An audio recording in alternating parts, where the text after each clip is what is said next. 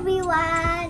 My name is Cairo Fuego Velasco from Tumawini North Central School, Grade 1 Rose. And today we are going to do an experiment that is called volcanic eruption.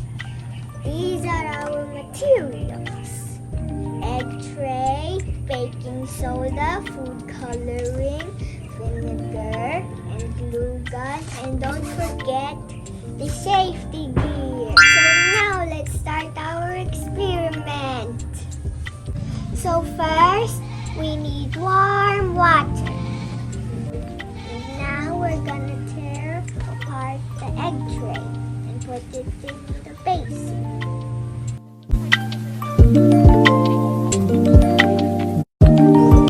Now we drain the excess water from the egg tray. Now this is the egg tray for our volcano model. So next, we're gonna put the food coloring in the vinegar for it to look like lava. And now, with the help of my mommy, we're gonna glue the vinegar to this tray. Now that it is glued, we're gonna put the recycled egg tray on the vinegar.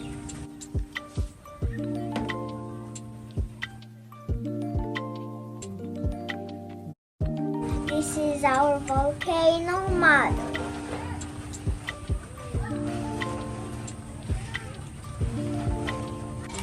And now, it's time for us to be amazed how this vinegar reacts to this baking soda. When baking soda is mixed with vinegar, something new is formed.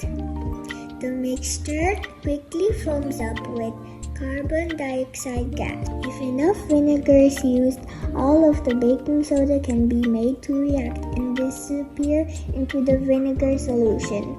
Sodium bicarbonate and acetic acid reacts to carbon dioxide, water, and sodium acetate. How do volcanoes erupt? Deep within the earth, it is so hot that some rocks slowly melt and become a thick flowing substance called magma. Since it is lighter than the solid rock around it, magma rises and collects in magma chambers.